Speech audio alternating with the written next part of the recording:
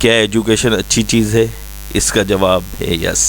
کیا پاکستان کا educational system اچھا ہے؟ تو اس کا جواب ہے یقیناً نہیں۔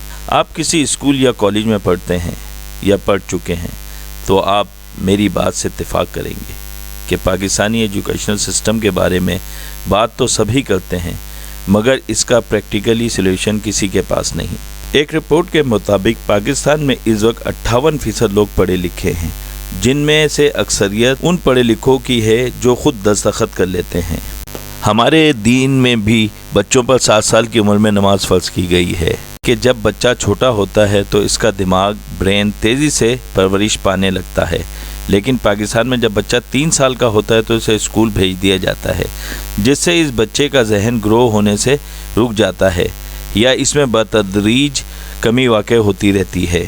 سلیبس کی بات کریں تو پاکستان کے 4 صوبوں میں علیحدہ نصاب رائج ہے، تو وہی پرانا سلیبس ہے جو ہمارے باپ دادا نے پڑھا ہے، جس طرح مسٹر چپس، پہاڑی سلسلے، دریائی سلسلے، کی بورڈ، ماؤس وغیرہ وغیرہ۔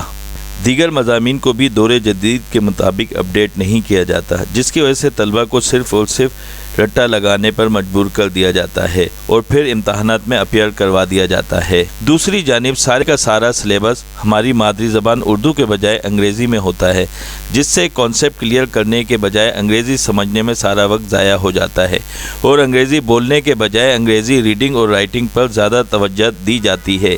ہر وقت کے ٹیسٹ، اسائنمنٹ کے نام پر ہوم ورک اور ٹیوشن نے طلبہ پر بلا ضرورت اضافی بوجھ ڈال دیا ہے۔ سرکاری تعلیمی اداروں کی بات کریں تو کہیں اسکول کی عمارت نایاب ہے تو کہیں اساتذہ کرام دستیاب نہیں۔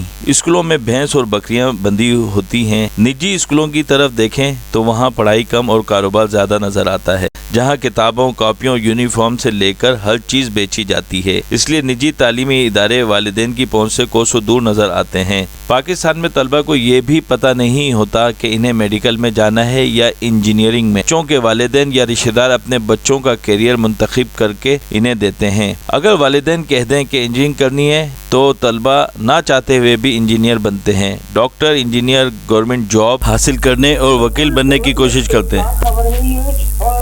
والدین طلبہ کو دیگر شعبوں اور کاروبار کے بارے میں نہیں بتاتے ہیں یا انہیں بھی اس بارے میں مناسب معلومات نہیں ہوتی۔ جی بالکل، بہت ہی افسوسناک خبر ہے یہ، اور سمجھ نہیں آتا کہ محکمہ تعلیم سندھ کی امتحانی مراکز کا عالم یہ ہے کہ وہ شدید گرمی اور حبس کے موسم میں بجلی اور ٹھنڈے پانی کے بغیر پھانسی گھاٹ کا منظر پیش کرتے ہیں۔ پچھلے سال ضلع خیرپور میں ایک طالب علم شدید گرمی کے موسم میں دوران امتحان انتقال کر گیا۔ جدید دور میں پاکستان کے سب سے بڑے شہر کراچی میں طالبات بھاری بھرکم فیسیں دینے کے باوجود زمین پر بیٹھ کر امتحانات دیتی نظر آئیں۔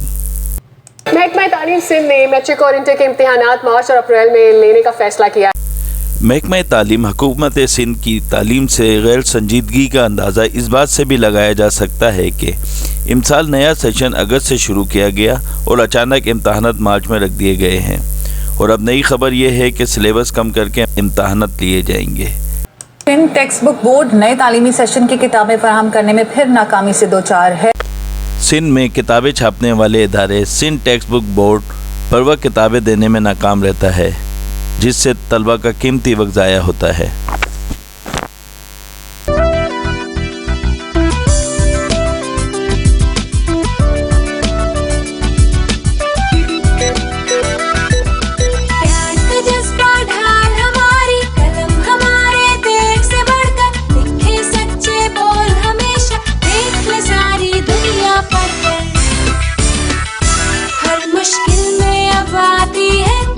بات ہمیں بنانی، ہم ہیں بچے پاک